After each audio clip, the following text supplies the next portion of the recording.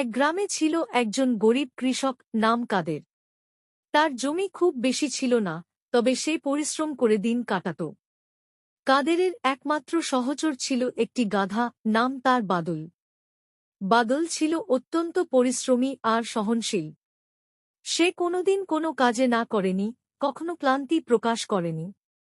প্রতিদিন ভোরবেলা কাদের তার সবজি ও ফসল বাদলের পিঠে তুলে নিয়ে হাটে যেত। বাদল চুপচাপ সবকিছু বহন করত, যত ভারীই হোক না কেন। সে কাদা, মাটি, গর্ত আর পাথরভরা রাস্তা পেরিয়ে বাজারে পৌঁছাত, যেন এটাই তার দায়িত্ব। গ্রামের মানুষরা বলত, কাদেরের গাধাটা মানুষের চেয়েও পরিশ্রমী। কাদেরও জানত, বাদল তার পরিবারেরই একজন। একবার ভয়াবহ খরা এল গ্রামে। মাটি ফেটে চৌচির হয়ে গেল, ফসল মরে গেল, পুকুর শুকিয়ে গেল। কাদেরের পরিবার না খেয়ে দিন কাটাতে লাগল। কিন্তু বাদল তখনও থামেনি। প্রতিদিন কয়েক কিলোমিটার দূরের ঝর্ণা থেকে জল এনে জমিতে দিত। সেদিনে বহুবার যেত, ক্লান্ত হলেও ফিরত না, কারণ সে জানত এটাই তার কাজ, তার ভালোবাসা। একদিন সন্ধ্যায় কাজ শেষে ফেরার পথে বাদল হঠাৎ রাস্তার মাঝখানে লুটিয়ে পড়ল।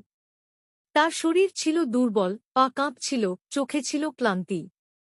কাদের ছুটে গিয়ে বাদলের মাথায় জল ঢাললেন, চোখে জল নিয়ে বললেন, তুই তো আমার পরিবারের মতোই।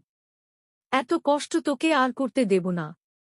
সেই রাতেই কাদের ঠিক করলেন, বাদল আর কোনো ভার বহন করবে না।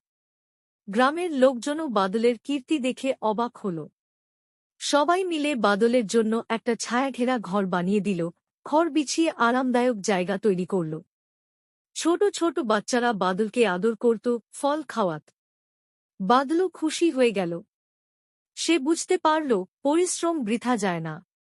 ভালোবাসা ও সম্মান একদিন ঠিকই ফিরে আসে। সেই থেকেই বাদল গ্রামের বীর গাধা নামে পরিচিত হয়ে উঠল।